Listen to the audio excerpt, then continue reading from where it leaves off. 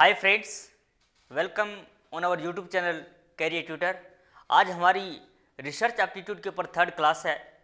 पीछे की हमने दो क्लास में काफ़ी सारी चीज़ें कवर की हैं। इंट्रोडक्शन कवर किया है, पॉजिटिविज्म एंड पोस्ट पॉजिटिविज्म को कवर किया है। ये हमारी थर्ड क्लास है। इसके बाद में हम PYQ के ऊपर एक क्लास लेने वाले हैं, क्योंकि जब तक हम PYQ नहीं करेंगे, प्रीवियस ईयर क्वेश्चन की एनालिसिस नहीं करेंगे, तब तक हमें ये समझ नहीं आएगा कि हमने क्या पढ़ा और किस टाइप से क्वेश्चन आते हैं। So this session is also going to be very important for you. So let's start. Methods of research. Methods of research को हिंदी में क्या कहते हैं? शोध की पद्धतियाँ। जो शोध की पद्धति है, आपको मैंने ऑलरेडी बता चुका हूँ कि जो रिसर्च है ये एक कॉम्प्लिकेटेड सब्जेक्ट है, मगर हम इसको आसान से आसान लैंग्वेज के अंदर, आसान से आसान एग्जाम्पल के साथ में आपको समझाने की कोशिश करेंगे। तो आपको इस वीडियो के एंड तक बने रहना है। डायरेक्ट आप इस क्लास पे आए हैं, मेरी आपसे रिक्वेस्ट है, आप पहले की जो दो क्लास हम दे चुके हैं उसको चेक कीजिए प्लीज़। तो जो रिसर्च है ये एक्चुअली एक साइंटिफिक सॉल्यूशन देता है। किसका? प्रॉब्लम का। एक साइंटिफिक सॉल्यूशन देता है। किसका? एक प्रॉब्लम का। इस दुनिया के अंदर न जाने कितनी सारी समस्याएं हैं, और वो समस्याओं का समाधान अगर निकालना है तो हमें उसका क्या चाहिए? सॉल्यूशन चाहिए। सॉल्यूशन बहुत सारी चीज़ें, सॉल्यूशन कई टाइप के हो सकते हैं। तो जो प्रॉब्लम्स हैं, यानी कि मेथड्स ऑफ रिसर्च है, इसको हम आज डिस्कस करने वाले हैं। बहुत सारे हमारे पास मेथड्स हैं। जो जैसी प्रॉब्लम होती है, जैसे सब्जी में अगर नमक कम होता है तो हम नमक डालते हैं, उसका टेस्ट तभी आएगा। सब्जी में अगर मिर्च कम है तो हम मिर्च डालते हैं। यानी कि मसाले अलग अलग टेस्ट हम डालते रहते हैं मसाले, और टेस्ट बदलता रहता है। तो वैसे ही रिसर्च का भी अपनी एक कमाल है कि जैसे जैसे हम मेथड्स को अप्लाई करेंगे वैसे वैसे वो काम करते रहेंगे, और जो सॉल्यूशन है प्रॉब्लम का वो होता रहेगा। एक scientific solution of a problem according to nature of the problem. जैसे जैसे जो प्रॉब्लम का नेचर होगा वैसे हमें क्या करने पड़ेंगे? रिसर्च मेथड अप्लाई करने पड़ेंगे। जैसा प्रॉब्लम का नेचर होगा वैसे हमें रिसर्च मेथड है वो अप्लाई करना पड़ेगा। मान लीजिए प्रॉब्लम क्या है? हिस्टोरिकल है, तो हमें यहाँ पर कौन सा मेथड अप्लाई करना पड़ेगा? Historical research method. अगर हमारे पास हिस्टोरिकल प्रॉब्लम है तो हिस्टोरिकल रिसर्च मेथड को अप्लाई करना पड़ेगा। मान लीजिए हमारे पास नेचर ऑफ प्रॉब्लम क्या है? If the nature of problem is experimental, if the nature of the problem is experimental, तो हमें कौन सा मेथड अप्लाई करना पड़ेगा? एक्सपेरिमेंटल मेथड को अप्लाई करना पड़ेगा। So scholars have classified, scholars ने क्या किया है? क्लासिफाइड किया है methods in many ways. Some have classified them according to the subject area. ये जो मेथड्स ऑफ रिसर्च हैं, किसी को सब्जेक्ट एरिया के अकॉर्डिंग क्लासिफाई किया है। Some have classified research methods according to education related. कुछ मेथड्स हैं वो एजुकेशन से रिलेटेड है, साइकोलॉजी से रिलेटेड हैं, एंड हिस्ट्री से रिलेटेड है। समझ में आया जी? अब बहुत सारे बच्चे हैं वो कंफ्यूज हो रहे हैं कि सर हमें तो थोड़ा सा हिंदी वाला ज्ञान दो, ताकि हमें समझ में आए कि आप जो ज्ञान दे रहे हैं वो हमारे ऊपर से जा रहा है। ठीक है जी, हिंदी वाला लो। यहाँ पर हम स्टार्ट करते हैं कि विद्वानों ने शोध विधियों को कई प्रकार से वर्गीकृत किया है। किसी ने इन्हें क्षेत्र के अनुसार वर्गीकृत किया है, किसी ने शोध विधियों को शिक्षा संबंधी, किसी ने मनोवैज्ञानिक संबंधी, या किसी ने इतिहास संबंधी, जबकि कुछ विद्वानों ने आंकड़े प्राप्त करने की विधि के आधार पर इसके क्या किया है? वर्गीकृत किया है जी। अब मैं आपको कुछ ऐसे मेथड्स बताने वाला हूं जो अक्सर एग्जाम में पूछे जाते हैं। ठीक है जी, देखिए, the classification of best and काहन। ये दो क्या है? ये दो जो है ये साइंटिस्ट है। Best and Kahn considered the best according to them there are 6 methods of research. ये जो हमारे पास दो साइंटिस्ट हैं, इन्होंने 6 टाइप के क्या दिए हैं? रिसर्च मॉडल दिए हैं। एक का नाम है बेस्ट और दूसरे का नाम है काहन। अगर हिंदी में देखें तो बेस्ट और काहन द्वारा किया गया वर्गीकरण सबसे अच्छा माना जाता है जी, इसको बेस्ट माना गया है। और इसमें कितने रिसर्च ऑफ मेथड दिए गए हैं? 6 मेथड्स दिए गए हैं। तो पहला जो मेथड है वो हमारे पास आता है क्वांटिटेटिव रिसर्च मेथड। कौन सा आता है? क्वांटिटेटिव रिसर्च मेथड है। ये जो रिसर्च मेथड है, मात्रात्मक शोध विधि, ये सबसे पहले इसको जाना ये जरूरी है कि ये free from any kind of emotion, यानी कि free from any kind of emotion का मतलब है कि ये भावना से मुक्त है, यानी कि इसके अंदर कोई बाइस्ड रिसर्च नहीं हो सकता। एक बंदा जो है, कोई भी इंसान जो रिसर्च करने वाला होता है, वो समाज से, उस देश से, वो बहुत सारी फैक्टर्स उसको क्या कर सकते हैं, किसी भी रिसर्च को इम्पैक्ट कर सकते हैं, उसको प्रभावित कर सकते हैं। तो हमारी जो रिसर्च है वो भावना से मुक्त होनी चाहिए, यानी कि लड़की जो है वो लड़की का पक्ष ना ले और लड़का जो है वो लड़के का पक्ष ना ले। तो जो रिसर्च है वो फ्री फ्रॉम बाइसेस होना चाहिए। तो ये जो रिसर्च है, जो क्वांटिटेटिव रिसर्च है, ये क्या है, free from any kind of emotion. In this research information is obtained in statistical form. जी ये लो जी, तो इस फॉर्म के अंदर जो डाटा आएगा वो आंकड़ों में आएगा, यानी कि नंबर्स के अंदर आएगा, फॉर्म्स के अंदर आएगा, ग्राफ के अंदर आएगा, स्टैटिस्टिक्स के अंदर आएगा। और डेटा को कलेक्ट कहां से किया जाएगा, स्ट्रक्चर्ड इंटरव्यू लिए जाएंगे, ऑब्जर्व किया जाएगा और review of the record and reports, यानी कि डाटा को कलेक्ट कहां से किया जाएगा, उसका इंटरव्यू लिया जाएगा किसी बंदे का, ऑब्जर्व किया जाएगा उसको, उसका रिव्यू, इसका फीडबैक लिया जाएगा और उसकी एक रिपोर्ट तैयार होगी। वहां से हमारे पास डाटा क्या है, जो डाटा निकल के आएगा वो क्वांटिटेटिव रिसर्च मेथड के थ्रू आएगा। आई होप आपको ये मेथड समझ में आया हुआ। नेक्स्ट देखिए, नेक्स्ट अगर हम देखें तो क्वांटिटेटिव के बाद में हमारे पास नेक्स्ट आता है क्वालिटेटिव मेथड, यानी कि गुणात्मक शोध आता है जी। ये जो गुणात्मक शोध है, the objective of this research is to understand human behaviour, यानी कि उसके क्वांटिटेटिव मेथड के अंदर सारा का सारा डाटा जो है वो स्टैटिस्टिकल फॉर्म के अंदर था, यानी कि वो इमोशन फ्री होना चाहिए। यहाँ पर हम एक ह्यूमन बीइंग की क्या करते हैं, उसका बिहेवियर को अंडरस्टैंड करते हैं। इस मेथड को एक ह्यूमन बीइंग का बिहेवियर को अंडरस्टैंड करने के लिए इसको क्या किया जाता है, अप्लाई किया जाता है। The reason that and control the region that control it, and under this method question like what, where, when, why and how etc are examined। इस क्वालिटेटिव मेथड के अंदर हमें इन वर्ड्स का क्या मिलते हैं, जवाब मिलते हैं, जैसे what, where, when, why and how etc are examined। this research emphasizes analysis of personal experience rather than quantitative analysis, यानी कि पर्सनल एक्सपीरियंस को क्या किया जाता है, इसमें मेजर किया जाता है। यहां पर आप देखिए दो चीजें इंपॉर्टेंट हैं इस मेथड के अंदर। जो हमारा क्वालिटेटिव मेथड है, इसके कुछ टाइप्स हैं जी, इसके कुछ टाइप्स हैं। ये जो क्वालिटेटिव मेथड है, डायरेक्ट ऑब्जर्वेशन, ये भी इसका मेथड है एक।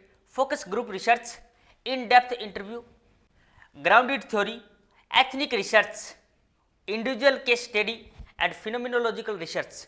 ये जो मेथड्स हैं, ये हमारी जो क्वालिटेटिव मेथड है इसके अंदर अप्लाई होती हैं जी।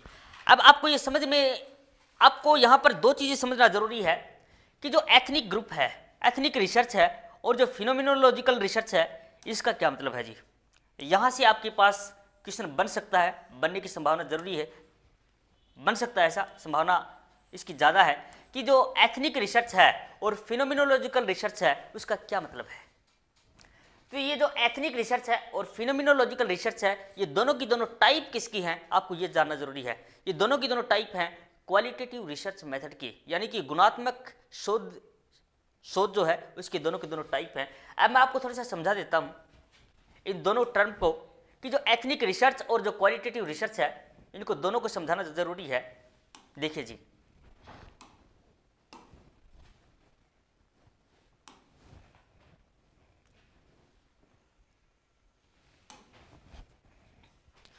जो हमारा जो फिनोमिनोलॉजिकल रिसर्च है, सॉरी वेट करिए एक बार,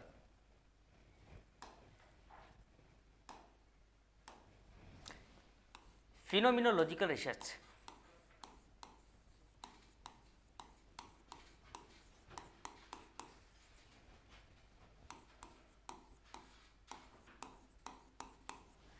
ये जो फिनोमिनोलॉजिकल रिसर्च है, इसको हम हिंदी में क्या कहते हैं, इसको हम बोलते हैं घटनाजन्य शोध।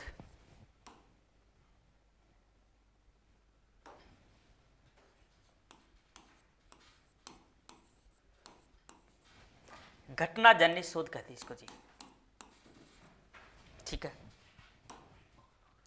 अब इसकी डेफिनेशन देखिए क्या है। ये जो रिसर्च है ये एक या एक से अधिक व्यक्तियों के विशेष घटना के बारे में उनके अनुभवों को समझने का प्रयास किया जाता है। ये लिख लें आप, डेफिनेटली आपके एग्जाम में पूछा जा सकता है। इसमें एक या एक से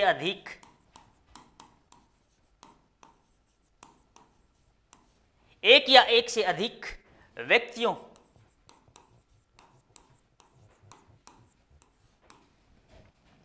के बारे में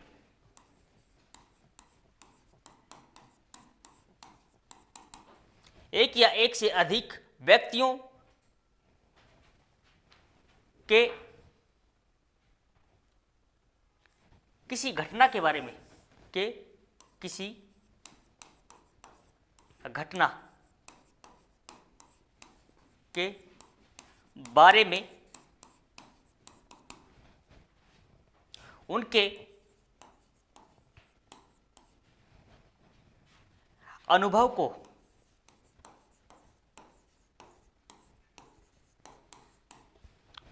समझने का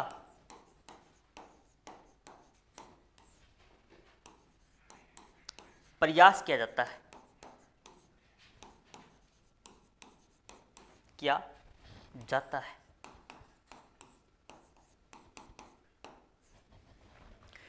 फिनोमिनोलॉजिकल रिसर्च जो है इसमें एक या एक से अधिक व्यक्तियों के किसी घटना के बारे में उनके अनुभव को समझने का प्रयास किया जाता है। समझ में नहीं आया होगा। मैं अगर बात करूं पार्टीशन ऑफ इंडिया, यानी कि इंडिया का क्या हुआ, पार्टीशन हुआ 1947 के अंदर।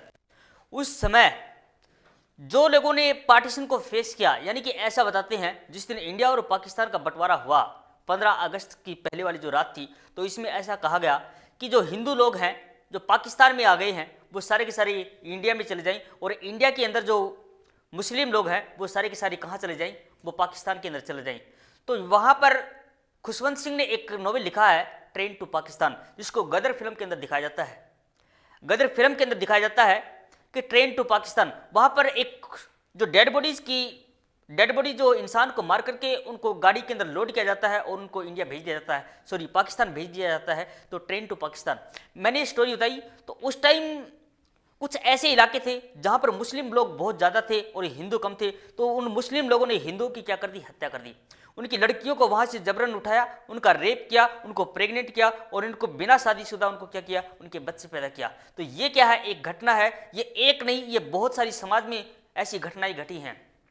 वैसे ही हिंदुओं ने क्या किया, जहाँ पर हिंदू मेजोरिटी ज़्यादा थी उन्होंने मुस्लिम लड़कियों को उठाया, उनको टारगेट किया, उनका बलात्कार किया, उनके साथ में शादी की और उनको जबरन उनके बच्चा पैदा किए गए।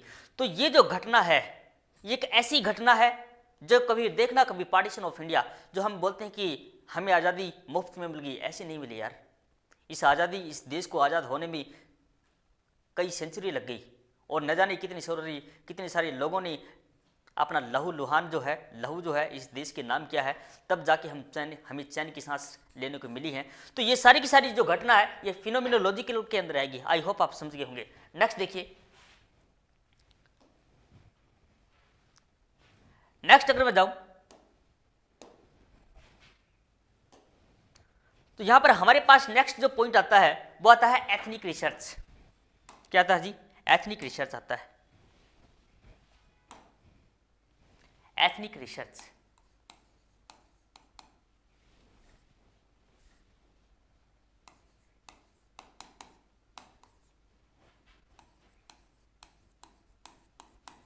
एथनिक रिसर्च को हम हिंदी में कहते हैं जातिवाद शोध।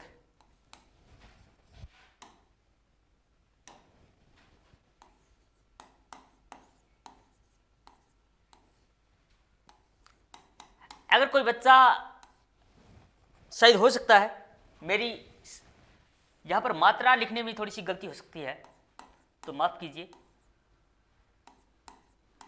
हिंदी में थोड़ा सा हाथ तंग है। तो जातिवाद शोध कहते हैं इसको जी। इसका उद्देश्य, इसका जो बेसिक ऑब्जेक्टिव है, it's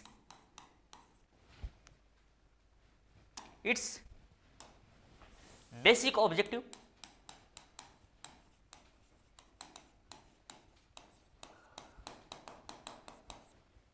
its basic objective is to determine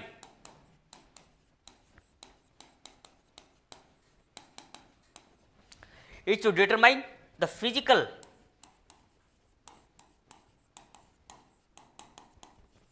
physical and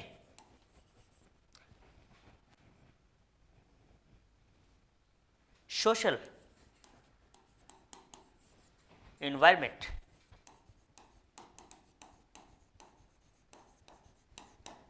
etc. यानी कि जो एथनिक रिसर्च है इसके अंदर हम क्या करते हैं, इसका उद्देश्य जो होता है वो जाति, जो भौतिक और सामाजिक पर्यावरण आदि का निर्धारण करना होता है। इसका मूल उद्देश्य होता है कि भौतिक और सामाजिक पर्यावरण आदि का क्या करते हैं, हम निर्धारण करते हैं, जो किसके अंदर आएगा, एथनिक रिसर्च के अंदर आएगा। भौतिक और सामाजिक पर्यावरण का क्या करते हैं, हम निर्धारण करते हैं, उसको हम क्या कहेंगे, एथनिक रिसर्च कहेंगे। चलिए जी, जो आपको दोनों की दोनों जो टर्म है वो मैंने समझा दी है, फिनोमिनोलॉजिकल रिसर्च और दूसरी कौन सी आती है, एथनिक रिसर्च। ये दोनों के दोनों टाइप किसके हैं, ये क्वालिटेटिव रिसर्च की एग्जांपल है जी। हम आगे कंटिन्यू करते हैं, हमारी स्लाइड को देखिए जी। आगे हम चलते हैं तो हमारे पास एक हिस्टोरिकल रिसर्च आता है। क्या आता है, historical research.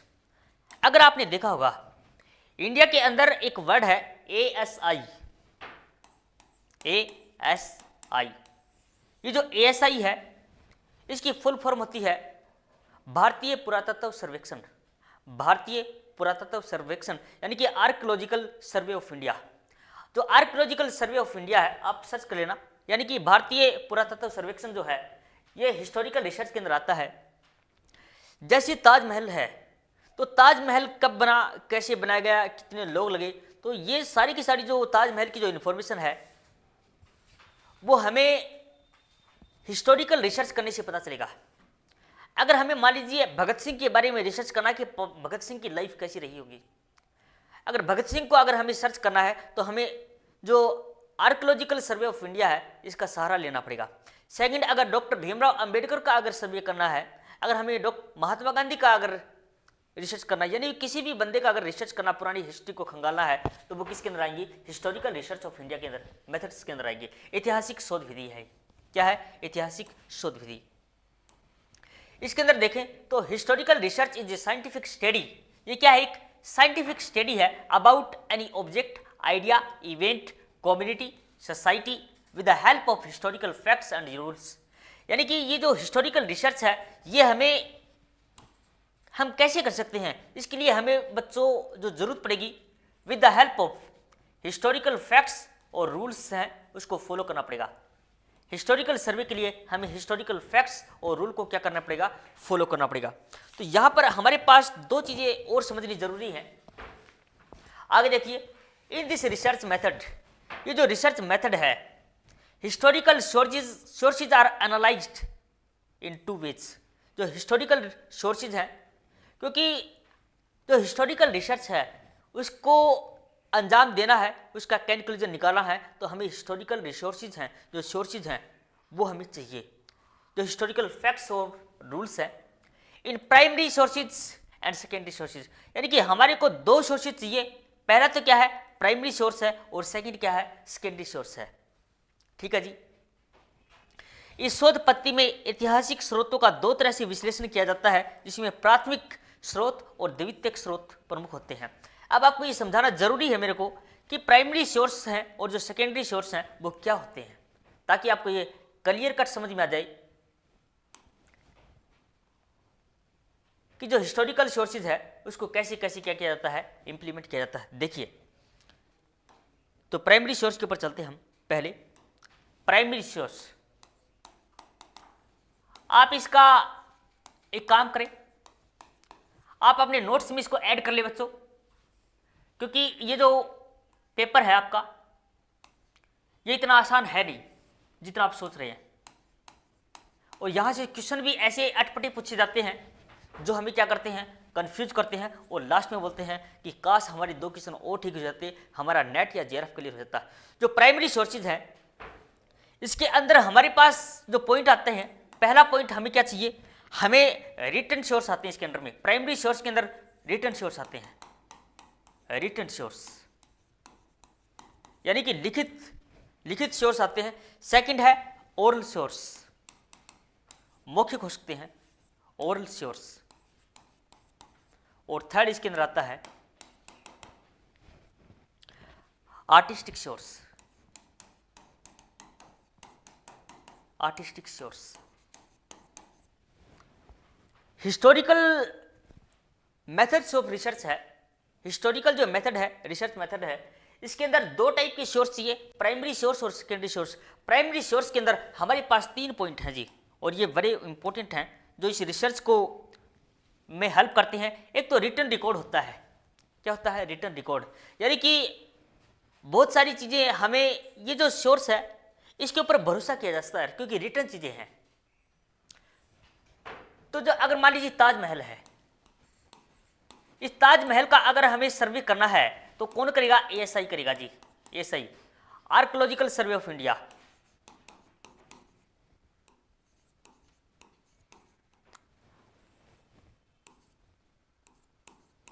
Archaeological survey of India, ये इसके अंदर आता है। ये क्या काम करेगा? इसके रिटर्न सोर्स निकालेगा ताजमहल के, फिर ओरल सोर्स निकालेगा, फिर आर्टिस्टिक सोर्स निकालेगा। तो ये इसमें हेल्प करेगा प्राइमरी सोर्स। ठीक है जी, आगे देखिए, सेकंड हम बढ़ते हैं। अब हमें ये जानना जरूरी है कि जो सेकंड जो है हमारे पास, जो सेकेंडरी सोर्स है वो कैसे हेल्प करता है इसके अंदर। तो हमारे पास जो सेकेंडरी सोर्स है, जो हमारे पास सेकेंडरी सोर्स है,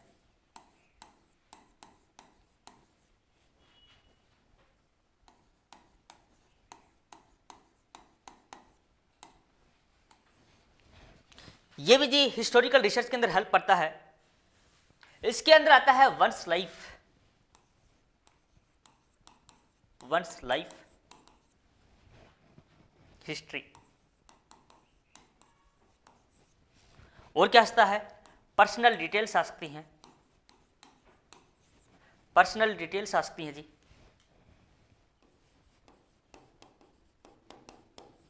और क्या आ सकता है इसके अंदर? इसके अंदर यादें आ सकती हैं आपकी,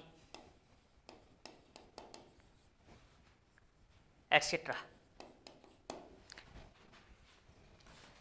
एक इंसान की खुद की लाइफ आ सकती है, उसकी पर्सनल लाइफ आ सकती है, उसकी हिस्ट्री आ सकती है, उसकी यादें आ सकती हैं। तो ये सारे के सारे क्या हैं? सेकेंडरी सोर्स हैं। अब यहाँ पर आपको एक पॉइंट याद रखना जरूरी है कि जो प्राइमरी सोर्स है ये ज़्यादा रिलायबल है, ज़्यादा भरोसेमंद चीज़ है, और इट इज़ लेस रिलायबल। आप ये कह सकते हैं कि जो सेकेंडरी सोर्स ऑफ इंफॉर्मेशन है it is less reliable, it is less reliable. इसका मतलब क्या है? यानी कि कम भरोसेमंद है, कम भरोसेमंद।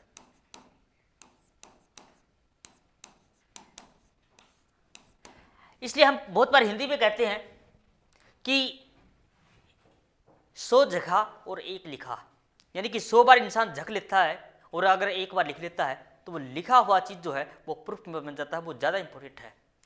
तो जो भी आपको, इससे हम ये सीख सकते हैं कि आप जो इन्फॉर्मेशन जो है मैं आपको शेयर कर रहा हूँ, जो चीज़ें बता रहा हूँ एक्स्ट्रा, इस पीडीएफ से एक्स्ट्रा, ये पीडीएफ तो आपको हम शेयर कर देंगे टेलीग्राम ग्रुप में, लेकिन ये जो चीज़ें मैं आपको क्यों लिखवा रहा हूँ, ताकि आप इसको लिख लें और आप एक रिकॉर्ड बना लें इनका, क्योंकि पेपर आएगा आप न जाने कितने सारे पेज पलटेंगे, कोई फ़ायदा नहीं होगा। ये जो क्लास है बहुत इंपॉर्टेंट है, सारी की सारी क्लास वैसे बहुत इंपॉर्टेंट है, लगभग 8-10 क्लास देंगे हम रिसर्च के ऊपर, लेकिन रिसर्च के अंदर ऐसी ऐसी चीज़ें जो मैं आपको बता रहा हूँ ये और किसी चैनल के ऊपर शायद अवेलेबल ना हो तो मुझे पता नहीं अभी तक।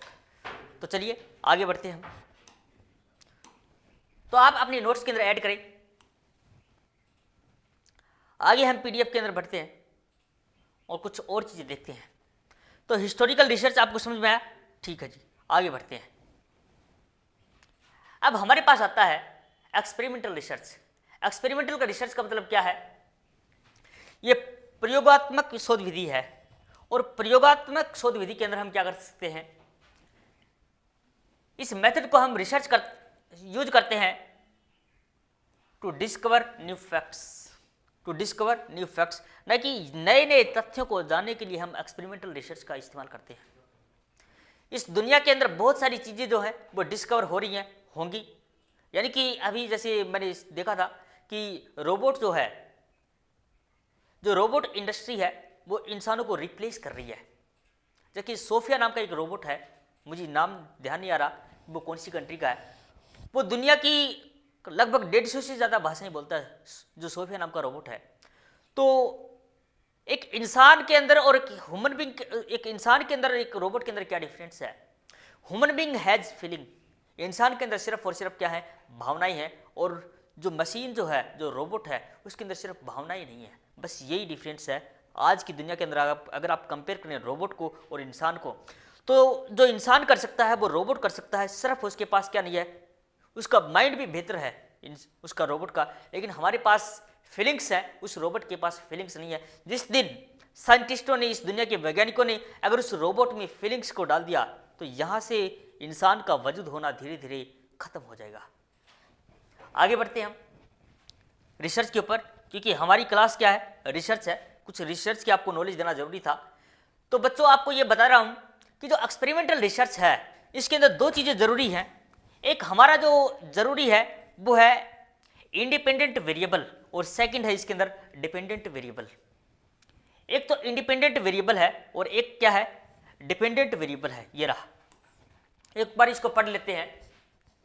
सो in this method of research, ये जो हमारा एक्सपेरिमेंटल रिसर्च मेथड है, studies the cause effect relationship between the independent variable, यानी कि इंडिपेंडेंट वेरिएबल का कोज इफेक्ट रिलेशनशिप जानने की कोशिश कर रहा है। आपको समझ नहीं आया, मैं बता देता हूँ। पहले इसको देख लीजिए आप। The variable in which experiment changes are called independent variable. It is used to know the effect of any variable. And the dependent variable कौन सा होगा, डिपेंडेंट वेरिएबल होगा after change or manipulate in the independent variable, the variable on which its effect is seen is called dependent variable. ये जो चीज है मैं आपको सिंपल आसान से आसान भाषा में समझा रहा हूं। मान लीजिए आप जिस कॉलेज के अंदर, जिस स्कूल के अंदर, जहां कहीं भी पढ़ते हैं, तो वहां पर जो टीचर है, मान लीजिए एक मैथ का टीचर और एक इंग्लिश का टीचर है। उन टीचर का हमने कोई ट्रांसफर हो गया, आपका इंग्लिश का टीचर और मैथ का टीचर, दो टीचरों का क्या हुआ, ट्रांसफर हो गया। तो जो टीचर, जो इंग्लिश का टीचर और मैथ का टीचर है, वो इंडिपेंडेंट वेरिएबल कहलाएगा। मेरी बात को समझ पा रहे हैं आप? जो इंग्लिश का टीचर है और मैथ का टीचर है वो क्या है, इंडिपेंडेंट वेरिएबल हैं। और जो बच्चे हैं, जो स्टूडेंट हैं, वो क्या कहलाएंगे, वो डिपेंडेंट वेरिएबल कहलाएंगे।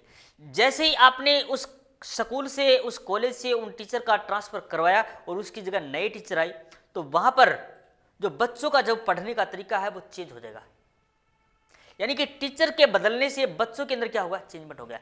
कुछ बच्चे शायद उस टीचर से इतना जुड़ गए कि उन्होंने इंटरेस्ट लेना ही बंद कर दिया कि वो टीचर पढ़ाएगा तो पढ़ेंगे वरना नहीं पढ़ेंगे। कुछ बच्चे ऐसे थे जो उन्होंने इंग्लिश में, पहले वाला हो सकता है इंग्लिश वाला मेरे जैसा टीचर हो जिसको पढ़ाना कुछ आता ना हो और वो अपना ज्ञान दे के चला जाता हो, वो अपनी जान में शायद वो सोचे कि मैं तो I am a good teacher of English. तो वहाँ पर मेरे जैसे टीचर का वहाँ पर क्या हुआ, ट्रांसफर हुआ, और वहाँ पर एक नया टीचर है जो मेरे से बहुत बेहतर था। तो बच्चों ने, जो बच्चे इंटरेस्ट नहीं ले रहे थे, वो बच्चे क्या लेने लगे, इंटरेस्ट लेने लगे। तो वहाँ पर क्या हुआ, वहाँ पर तो मैं आपको समझाना चाहता हूँ कि जो टीचर है वो क्या है, इंडिपेंडेंट वेरिएबल हैं, और जो बच्चे हैं वो क्या है, डिपेंडेंट वेरिएबल हैं। तो जैसे ही हमने इंडिपेंडेंट वेरिएबल को चेंज किया, डिपेंडेंट वेरिएबल के ऊपर क्या होगा, इफेक्ट होगा, उसके अंदर चेंजमेंट आ जाएगा। आई होप आप समझ गए होंगे। चलिए जी आगे बढ़ते हैं। अब हम आगे बढ़ते हैं और हमारे पास नेक्स्ट रिसर्च मेथड आता है एक्शन रिसर्च मेथड, यानी कि क्रियात्मक शोध क्रिया। क्रियात्मक शोध क्रिया के अंदर पहुंचते हैं और ये क्या है, action research method is a process by which businessman, जो बिजनेसमैन है वो experiences his problem scientifically to guide his decision. जो एक्शन रिसर्च मेथड है ये बिजनेसमैन अप्लाई करते हैं अपनी प्रॉब्लम को सोल्व करने के लिए। यानी कि कोई भी बिजनेस इस दुनिया में चल रहा है तो उसके सामने क्या है, समस्याएं हैं। कोई भी बिजनेसमैन जो है और वो कोई बिजनेस करते हैं तो वहां पर क्या है, समस्याएं हैं। उस समस्याओं को सुलझाने के लिए हम क्या करते हैं, एक्शन रिसर्च मेथड का इस्तेमाल करते हैं। Scientifically to guide his decision, वो अपने डिसीजन को क्या करता है, गाइड करता है। गाइड का मतलब क्या है, तो गाइड करने के बाद में वो क्या करते हैं, इंप्रूव करता है और इवेल्युएट करता है। तो तीन चीजें करते हैं हम, कोई भी प्रॉब्लम होती है, अपने डिसीजन को बिजनेसमैन क्या करता है, गाइड करता है, उसके बाद ये इंप्रूव करता है, उसमें सुधार करता है और इसका मूल्यांकन करता है जी। ठीक है जी, आगे बढ़े। थ्रू दिस रिसर्च मेथड, यानी कि एक्शन रिसर्च मेथड के through it is possible to solve not only the educational system, यानी कि एक्शन रिसर्च मेथड के थ्रू हम एजुकेशन प्रॉब्लम को ही सोल्व नहीं कर पाते, but also industrial problem and social problems. यानी कि हम एक्शन रिसर्च मेथड के थ्रू अगर हम इसको अप्लाई करते हैं तो हम एजुकेशनल वाली प्रॉब्लम्स तो हम सोल्व करते ही करते हैं।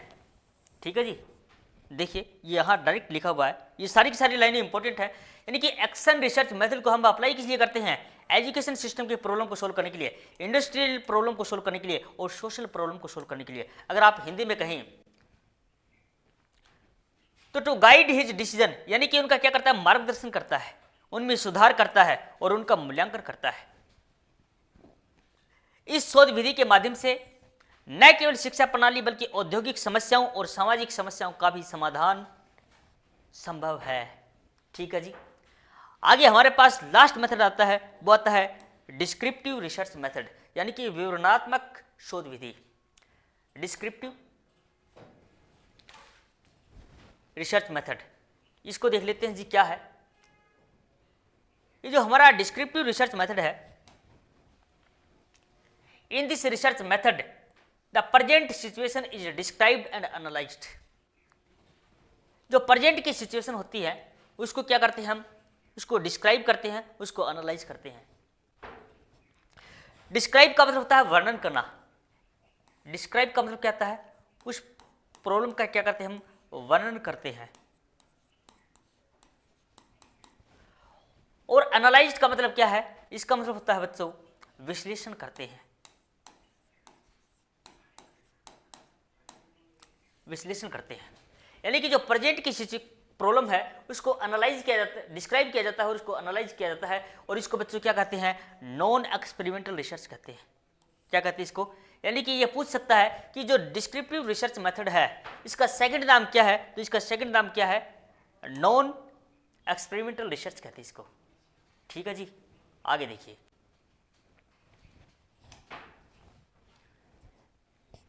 दिस रिसर्च, जो हमारी जो डिस्क्रिप्टिव रिसर्च मेथड है, this research can be both kinds of quantitative and qualitative, यानी कि ये गुणात्मक और संख्यात्मक दोनों हो सकती है, क्वांटिटेटिव भी हो सकती है और क्वालिटेटिव भी हो सकती है।